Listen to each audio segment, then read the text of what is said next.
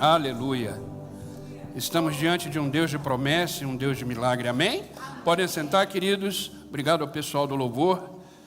Deus habita no meio dos louvores, né? É visível isso. Queridos, abram as vossas Bíblias no livro de Atos, capítulo 2. Que a graça e a paz de Jesus estejam com todos, amém? Livro de Atos, capítulo 2, versículo 24, e depois vamos pular para o versículo 32. Eu confesso que até sábado à noite eu tinha uma palavra para trazer para a igreja. Mas hoje de manhã Deus deu outra. Eu acordei às 6 da manhã com um versículo que é esse que a gente vai ler, muito forte na minha mente. E eu até briguei com Deus, falei, Deus, mas levantar agora?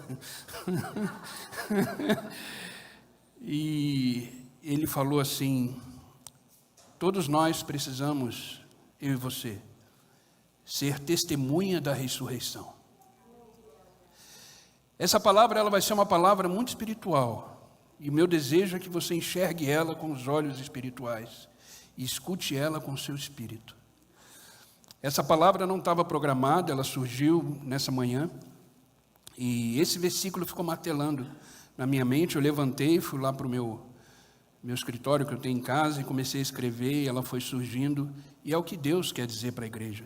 Nunca esqueçam, Deus ainda fala. Deus ainda fala. A gente é apenas um instrumento aqui em cima, disponível para aquilo que Deus deseja para a sua igreja. Amém?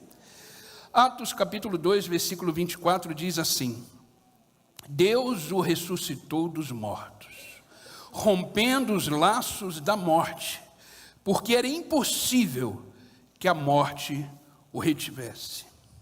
Deus ressuscitou este Jesus, e todos nós somos testemunhas desse fato. Todos nós somos testemunhas desse fato. Isso é no versículo 32. E Lucas 24, versículo 34, diz assim: é verdade, o Senhor ressuscitou. É verdade, o Senhor ressuscitou. Amém? Feche seus olhos, vamos orar mais uma vez. Pai, só estamos aqui na Tua presença, porque Tu és um Deus vivo. Tu és um Deus que ressuscitou. A morte não reteve o Senhor. E por isso estamos aqui, porque se existe vida em nós, é porque o Senhor ressuscitou. Em vão seria a nossa fé se o Senhor não tivesse ressuscitado. Por isso, Pai, eu te peço agora, tira de nós toda distração, tudo aquilo que de repente nos faça perder o foco daquilo que o Senhor ministrará para a Tua igreja. Senhor, que os nossos ouvidos estejam sensíveis à Tua voz, que o nosso coração esteja disponível para aquilo que será dito aqui pela Tua palavra, e que nosso espírito, Senhor, continue sendo um espírito ensinável, pronto para aprender mais e mais da Tua palavra. Fala conosco nessa noite, que a única voz que possamos escutar seja somente a Tua, Senhor. Fala conosco de forma íntima, profunda, não aquilo que queremos ouvir, mas aquilo que precisamos ouvir. Estamos aqui porque precisamos ouvir a Tua voz. Estamos aqui porque o Senhor ainda fala com a Tua igreja e queremos sair daqui cheio da Tua presença. É no Teu nome que eu oro, é no Teu nome que eu agradeço. Amém e amém. Vira para a pessoa que está do seu lado e diz assim: a manjedoura está vazia, a cruz está vazia, o túmulo está vazio, mas o trono continua ocupado. Amém? Quando essa palavra veio hoje de manhã para mim, eu falei, Senhor, não é culto de ceia, não é Páscoa, mas o Senhor falou profundamente no meu coração, vocês precisam ser testemunha da ressurreição. Vocês, na vida de vocês, precisam testemunhar um Deus vivo, um Deus que não está morto. Se você for, por exemplo, ao túmulo de Maomé, você vai encontrar lá os seus ossos. Se você for no túmulo de Buda, você vai encontrar lá os seus ossos. Se você for em túmulos de qualquer líder religioso, você vai encontrar os seus ossos. Mas se você chegar em Jerusalém, entrar no túmulo de Jesus Cristo, você na porta vai ver uma placa. Ele não está aqui. Ele ressuscitou. Ele ressuscitou. E eu e você precisamos realmente viver testemunhando a ressurreição. Eu precisava achar um tema para essa mensagem. E não sei se vocês sabem, mas a coisa mais difícil é título. A mensagem ela fica pronta, mas ela não tem título. E eu fiquei martelando, e o tema da nossa mensagem hoje, da conversa dessa noite, é andando com o ressurreto. Andando com o ressurreto. Com aquele que está vivo. Com aquele que está vivo. E é interessante que, quando andamos com o ressurreto, ou seja, com aquele que está vivo, algumas coisas acontecem na nossa vida. Algumas coisas acontecem como aconteceu com aqueles homens que correram para o túmulo, não encontraram ele, que eram seus discípulos, saíram correndo, porque Madalena foi a primeira que foi lá, porque era de costume ir no túmulo para limpar o corpo, cuidar do corpo, e quando ela chega lá, a pedra está removida, e ela fica desesperada, começa a entrar em conflito, ou seja, aquele que estava enterrado, que era o nosso líder, que era o nosso Senhor, roubaram o corpo. O que fizeram? E de repente ela encontra um homem, e ela acha que esse homem era o jardineiro, e ela fala: por acaso você viu quem tirou o corpo e tudo? E esse homem diz assim: Maria. E aí ela entendeu que aquele que estava na frente dela era o nosso Senhor e Salvador Jesus Cristo. E ela saiu correndo e foi avisar os discípulos. E o que eu quero compartilhar com vocês hoje é o que acontece quando a gente começa a andar com esse homem ressurreto, chamado Jesus Cristo, que é o nosso Senhor e o nosso Salvador, que está vivo, A gente não cultua um Deus morto, a gente não cultua um Deus de pedra, de ferro, de pau, de gesso, não. A gente cultua um Deus totalmente vivo, e que acompanha a gente por onde a gente for, cuida de cada detalhe da nossa vida. A gente sempre costuma dizer aqui no púlpito que tudo que é importante para você, saiba que é importante para Deus. Tudo que é importante para você é importante para Deus. E eu quero compartilhar com vocês a primeira coisa, quando andamos com o ressurreto, é que ele nos traz ânimo. Ânimo para quem está desanimado. Tem algum desanimado aqui hoje? Se tiver, vai sair animado pelo poder e pela glória de Deus. Existem coisas na vida que nos desanimam. Desanimam porque a gente tem o costume, como ser humano, limitados que somos e falhos que somos, colocar expectativa em coisas e em pessoas. Nós somos assim. É natureza nossa humana, por causa da nossa raiz pecaminosa, colocar expectativa naquilo que não tem resposta às nossas expectativas, porque o único que tem resposta é Deus. Então isso desanima. De repente você faz planos e projetos e nada acontece, isso desanima. De repente está tudo bem, você recebe uma notícia, desanima. Você já reparou que às vezes o seu dia está indo tudo bem? De manhã está tudo bem, à tarde está tudo bem, quando chega no final do dia, você recebe uma notícia ruim. E eu te pergunto, você focou mais nas coisas boas que aconteceram no dia ou nessa notícia ruim? Na notícia ruim. E aí o seu dia acabou, ou seja, tudo que foi bom parece que não teve mais valor, porque aquela notícia ruim te desanimou. A gente é assim. E essa mulher, Madalena, ela estava ali, Maria Madalena, em frente ao túmulo, completamente triste, desanimada, porque ela falou: o meu Senhor, roubaram o corpo. O que aconteceu? De repente ela trouxe na memória aquilo que ele mesmo disse: olha, depois do terceiro dia eu vou ressuscitar. Ele marcou o encontro com os discípulos antes de morrer. Quem é que faz isso? Ele falou: olha, depois do terceiro dia eu vou lá para o Mar da Galileia, encontram comigo lá. Você já viu alguém marcar um encontro depois da morte? Jesus fez isso. Falou, olha, depois do terceiro dia, vão lá para o Mar da Galileia. Eu vou me encontrar com vocês. Então essa mulher estava completamente desanimada. Presta atenção nesse texto. Evangelho de João, capítulo 20, versículo 10 em diante, diz assim, presta bem atenção nas entrelinhas desse texto. Os discípulos voltaram para casa. Maria, porém, ficou à entrada do sepulcro, chorando. Enquanto chorava, curvou-se para olhar dentro do sepulcro e viu 2 anjos vestidos de branco, sentado onde estivera o corpo de Jesus, um à cabeceira e o outro aos pés. Eles lhes perguntaram, mulher, por que você está chorando? Levaram embora o meu Senhor, respondeu ela. Eu não sei onde puseram. Nisso ela se voltou e viu Jesus ali em pé, mas não o reconheceu. Por quê? Porque estava desanimada. Às vezes você está triste, desanimado, e você não enxerga o que Deus está fazendo. Porque o seu foco está no seu desânimo. O seu foco está na sua tristeza, e ela não enxergou. E o texto diz que Jesus não estava disfarçado, o texto não diz que Jesus... Não, era Jesus que estava ali, o texto é claro. Jesus estava ali, ele estava ali. Mas ela não o reconheceu, e disse ele, mulher, por que está chorando? Quem você está procurando?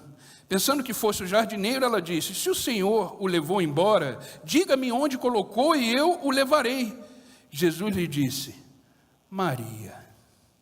Então, voltando-se para ele, Maria exclamou, olha o ânimo aí, voltou. Maria exclamou, dizendo em aramaico, Raboni, que quer dizer mestre. Percebe que o texto agora mostra uma mulher que estava desanimada, mas na presença de Jesus ela se reanimou e disse, mestre. Jesus disse, não me segure. O texto está dizendo, não me segure. Imagine o ânimo dessa mulher. Quando ela entendeu que era Jesus, ela foi para abraçar Jesus, tocar em Jesus, Jesus se afastou. Fala, não me segure, porque eu ainda não fui ao Pai. Eu ainda não fui ao Pai. Estou voltando para o meu Pai, Pai de vocês, para o meu Deus e o Deus de vocês. Maria Madalena foi e anunciou aos discípulos, eu vi o Senhor, e contou que ele lhe dissera. Nesse texto a gente vê uma mulher completamente chorando, desanimada, triste, mas de repente o ânimo voltou. Sabe por quê? Porque quando a gente anda com o ressurreto, o ânimo volta. O ânimo volta, a alegria de viver volta, a alegria da caminhada volta. Lembra na estrada de Emaús? Aqueles 2 discípulos andando completamente tristes, desanimados, Jesus andando do lado deles. E eles não o reconheceram. Por quê? Por causa da tristeza, do desânimo. Queridos, entenda uma coisa que eu vou dizer. Jamais deixe que a tristeza e o desânimo segue o seu olhar, a sua fé em Deus. A gente viu o exemplo da Maria Madalena, que Jesus estava ali, o texto é claro, Jesus estava ali. E na estrada de Emaús, os 2 estavam andando, chega Jesus e fala, o que vocês estão conversando? Ué, você não sabe o que aconteceu nesses últimos dias? Aquele que se dizia mestre, Senhor, morreu.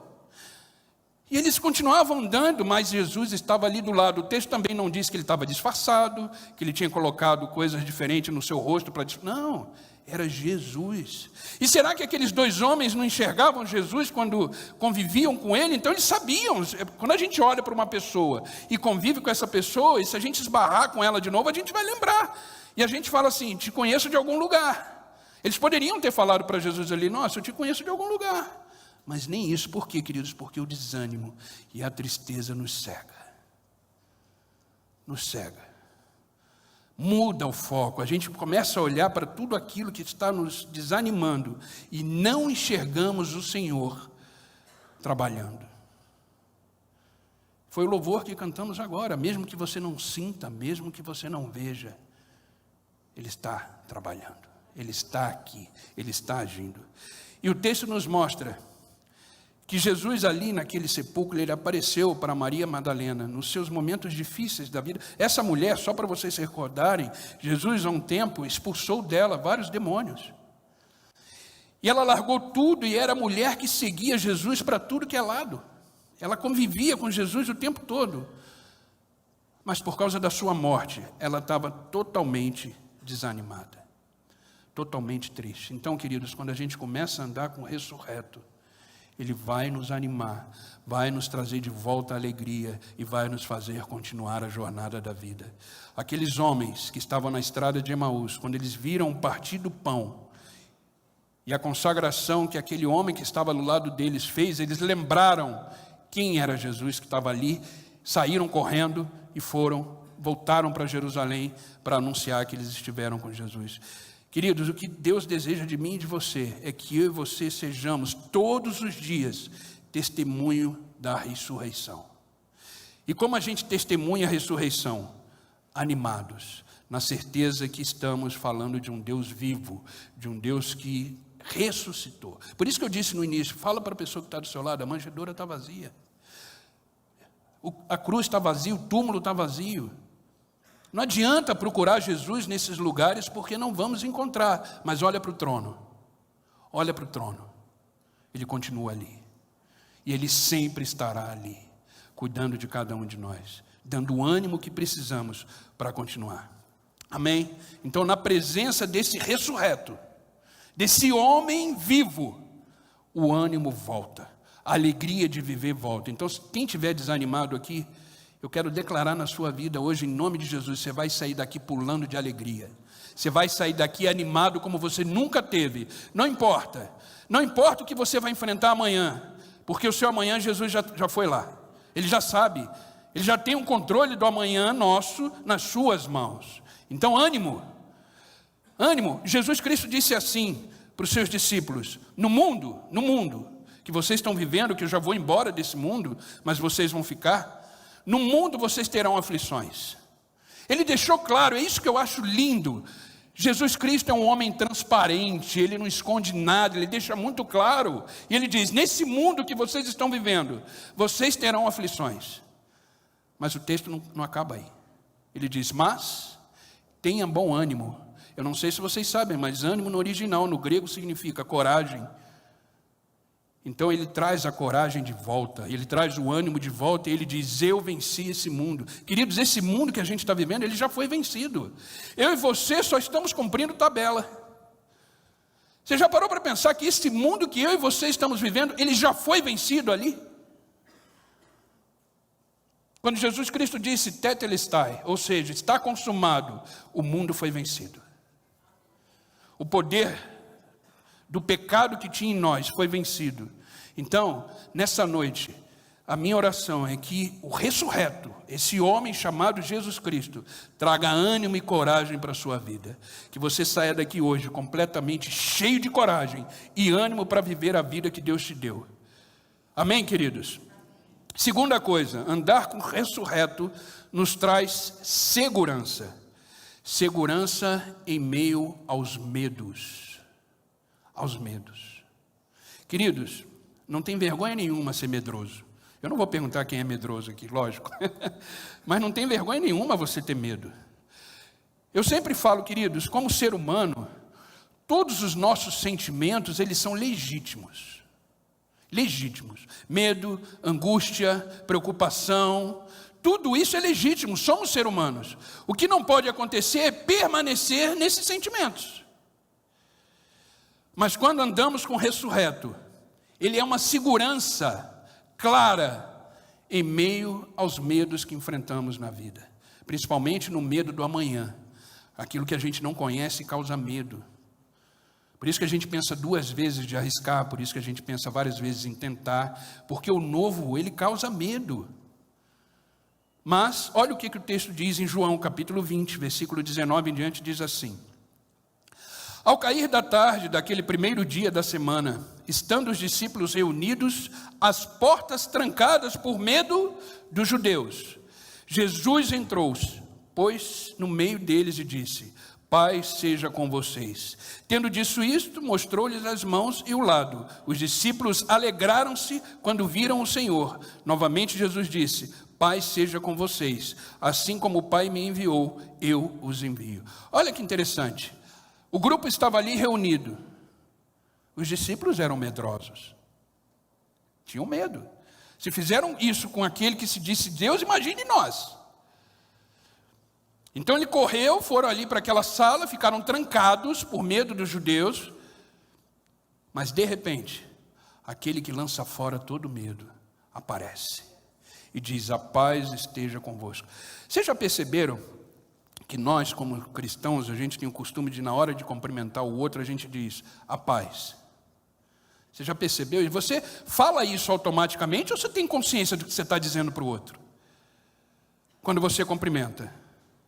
Tem gente que fala a paz do Senhor, tem gente que fala a paz. Sabe o que significa isso? Eu te encontrei agora. Se você tiver com medo, a paz de Cristo inunde o seu coração. É isso que diz quando você diz a paz para o outro. Porque pela natureza humana nós somos medrosos. De repente você tem um desafio na sua frente e isso vai causar medo. Queridos, quando eu subi aqui a primeira vez, eu já tremo por natureza, né?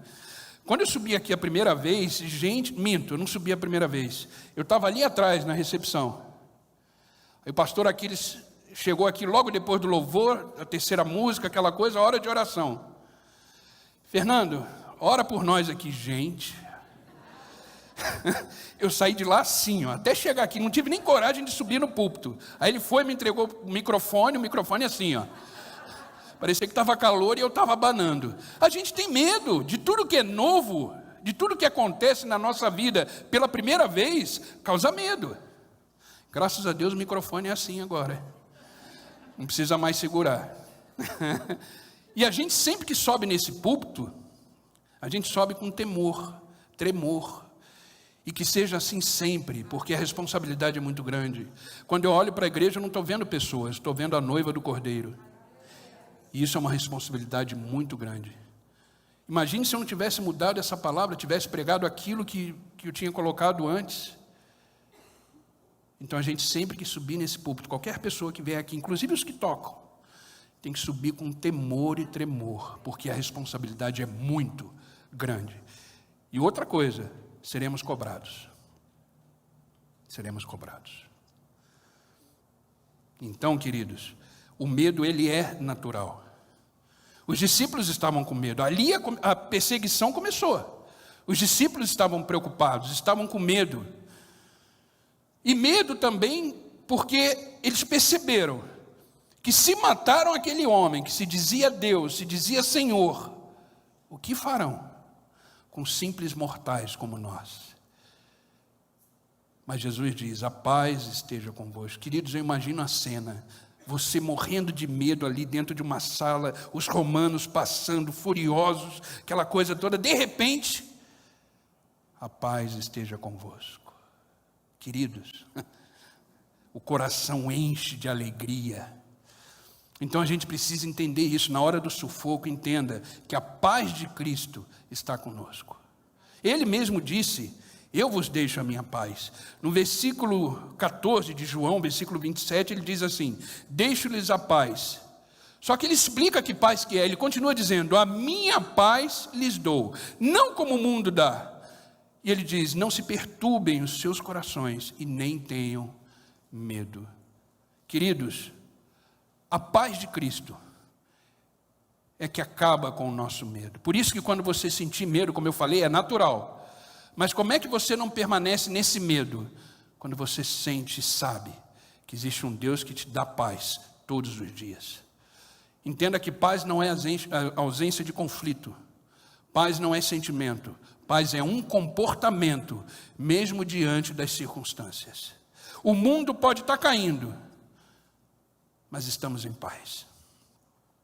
De repente está dando tudo errado na sua vida, mas estamos em paz. Vocês já conviveram com aquelas pessoas que você chega perto dela, ela está sempre tranquila, sempre em paz? Aí você começa a conversar com ela, você percebe que ela está passando uma tempestade que você fala: como essa pessoa está em paz?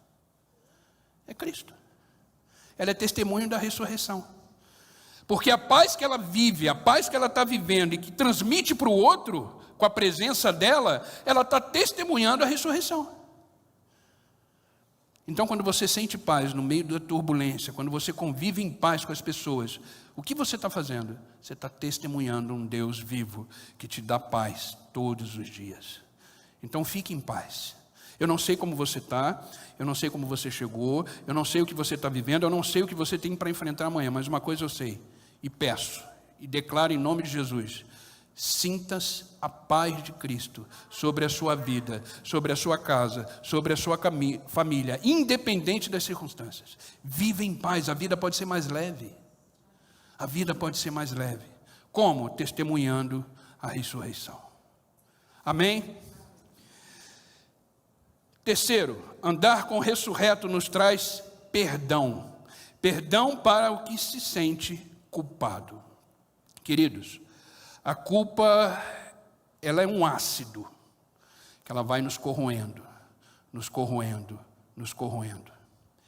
A culpa, ela vai tomando conta e a gente começa a entrar naquela coisa de não merecer mais nada, não desejar mais nada, não ser digno de mais nada. Na verdade, a gente não é digno de nada e não merece nada. Mas a gente sente que a vida acabou. Porque esse sentimento de culpa pelo passado que teve, pelas coisas que cometeu, pela falta de fidelidade a Deus, isso nos corrói. Eu falo porque eu já senti culpa por isso. Quantas vezes eu deixei Deus de lado? Quantas vezes eu deixei Deus de lado? E paguei um alto preço por isso. E a culpa me perseguia. Graças a Deus, há muitos anos e anos e anos, eu não sei mais o que é culpa. Por quê? Porque quando a gente anda com o ressurreto, Ele libera perdão. Eu não sei o seu passado. Não sei o que você fez, não sei como é que é a sua vida, mas eu quero, em nome de Jesus, que todo sentimento de culpa que tiver no seu coração seja queimado agora pela glória de Deus. Sinta-se leve, em paz, porque Deus já liberou perdão para a sua vida. Olha esse texto, preste atenção nele. Marcos capítulo 16, versículos 6 e 7 diz assim: não tenham medo, disse ele. Vocês estão procurando Jesus, o Nazareno, que foi crucificado. Ele ressuscitou, não está aqui. Vejam o lugar onde o haviam posto. Vão, presta atenção agora. Vão, digam aos discípulos dele e a Pedro. Olha a chave aí do perdão. E a Pedro. Pedro não era discípulo? Era. Mas dos 12, ele estava convivendo com um grande sentimento de culpa. Então Jesus deixou claro para ele o seguinte: ó, Madalena, vá, avisa os discípulos e avisa Pedro, porque ele está se destruindo pela culpa de ter me negado 3 vezes lá atrás.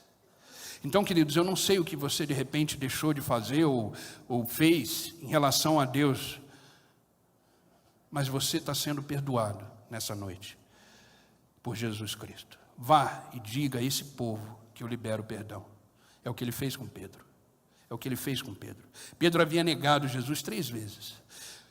Eu já neguei várias vezes.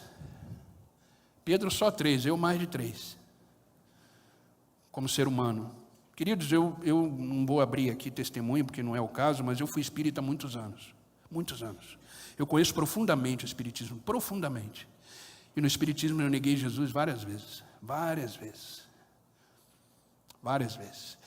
Mas Jesus ele é misericordioso, ele é grandioso, ele é cheio de amor. E quando eu estava escrevendo isso, é como se ele estivesse dizendo: ó, vai lá a Fernando e diga para ele que eu ressuscitei. Diga para ele que eu estou vivo, que na cruz eu o perdoei. Então ele está dizendo essa noite para mim e para você: por causa da cruz, eu libero perdão essa noite em nome de Jesus. Amém? Jesus disse isso, vai avisar Pedro, porque Jesus queria restaurar a vida de Pedro. Pedro tinha voltado a pescar, voltar ao que ele estava fazendo antes.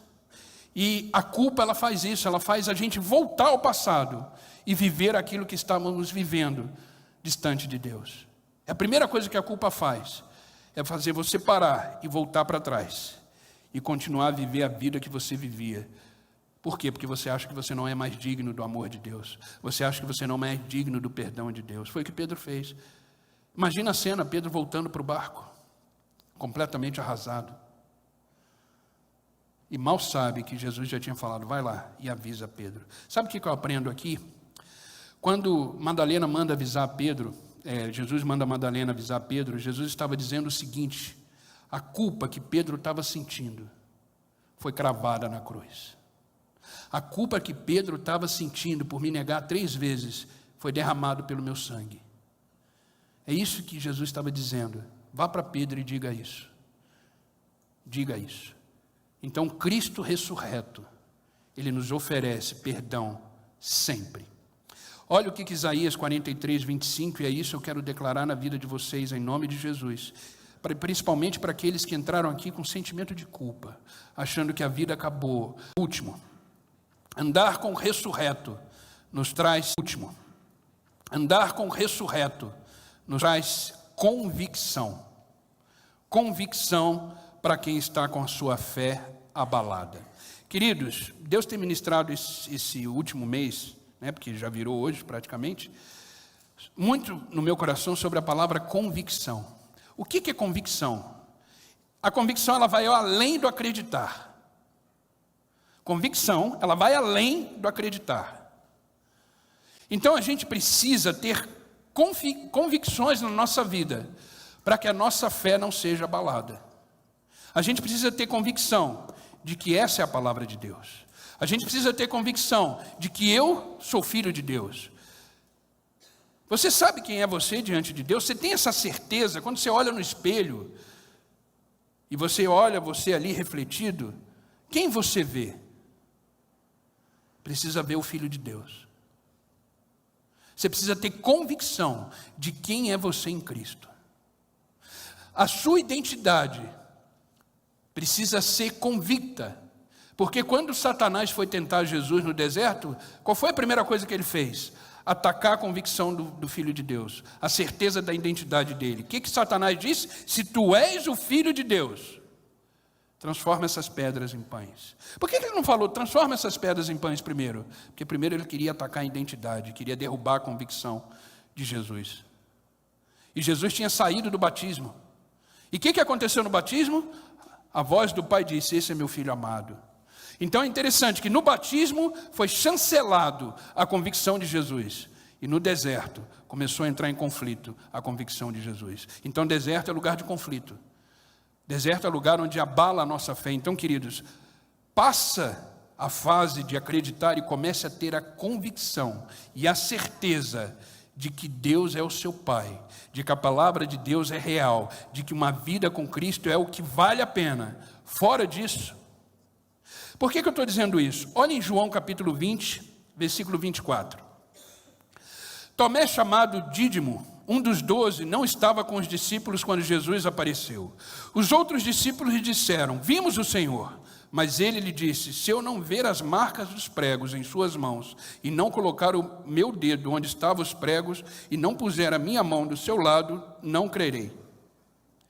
Grave uma coisa que eu vou dizer, convicção não precisa de prova.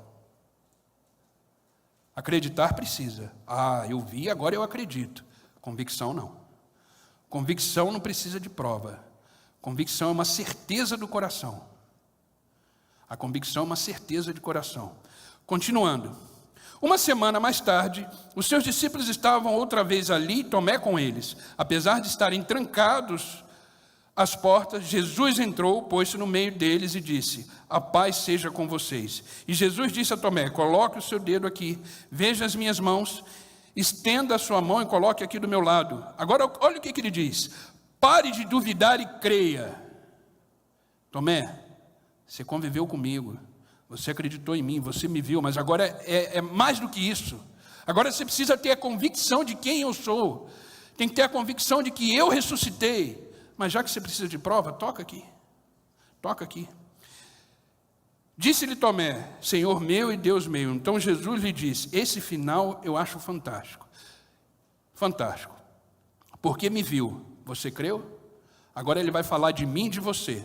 Felizes os que não me viram e crerão. Alguém viu Jesus aqui? Alguém viu? Também não. Mas eu tenho convicção de que Ele é o meu Senhor e meu Deus. Amém? Ele é o meu Senhor e meu Deus. Eu não preciso ver Jesus para crer. Não preciso, nem quero. Porque a glória dele vai ser tão forte que é capaz de eu morrer. Mas ele é o meu Senhor e meu Deus. E queridos, eu sempre gosto de comparar, para a gente já caminhar para o final, o Velho Testamento e o Novo Testamento. No Velho Testamento ninguém viu Jesus. Ninguém. Mas eles tinham convicções. Porque um homem, para levar um filho para ser sacrificado no monte, como fez Abraão, tinha que ser convicto. Tinha que ter convicções claras. Porque senão ele não levava o seu filho para sacrificar. Então precisamos ter convicções. Mas eles não viram Jesus. Mas teve um período que um povo foi privilegiado. Porque Jesus veio. Eles conviveram com Jesus 3 anos e meio. Esse povo foi privilegiado. Jesus subiu aos céus. E nós agora somos o povo que nem no Antigo Testamento não vimos Jesus, mas cremos nele por causa da sua palavra. Temos a convicção por causa da sua palavra. Então, queridos, tenha convicção de quem é Deus na sua vida. Essa convicção é que vai te manter de pé. Entenda uma coisa, a convicção, ela gera transformação. O acreditar, não. O acreditar gera conhecimento. Você acredita, conhece sobre aquilo e pronto. Convicção, ela gera transformação. Por que os discípulos foram mortos, se entregaram para a morte? Porque eles tinham convicções claras e objetivas de quem era Jesus. Um morreu decapitado, o outro morreu crucificado de cabeça para baixo, porque disse que não era digno de ser crucificado que nem o seu Senhor, Pedro. Tiago foi cerrado no meio. Bartolomeu foi flechado. Você faria isso se você não tivesse convicções claras de quem era Jesus na sua vida? Não faria. Eles fizeram. Será que você é capaz de morrer por Cristo? Será que você é capaz de entregar a sua vida por Cristo? O mundo está afunilando. Vai chegar um tempo que a pessoa vai virar para você e vai falar assim: renuncia ao Senhor ou morre. O que você vai dizer?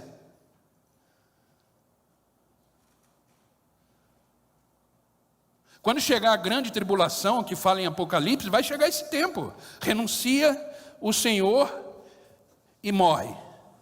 Ou morre. Você vai renunciar ou você vai... O que você vai fazer? Depende de como está a sua convicção. Depende de como está a sua certeza. Será que você vai falar, pode atirar? Só as convicções que a gente tem é que não vão nos manter de pé, vão nos manter vivos. Amém, queridos? O pessoal do louvor já pode chegar. Jesus Cristo viveu, morreu, ressuscitou por mim e por você. Entenda, Ele está vivo. Ele espera encontrar em mim e em você um coração convicto, independente de provas ou situações, ou não. Eu sei que o meu Redentor vive. Jó só falou isso porque ele era convicto. Jó estava vivendo o pior momento da sua vida. E um dia ele perdeu tudo.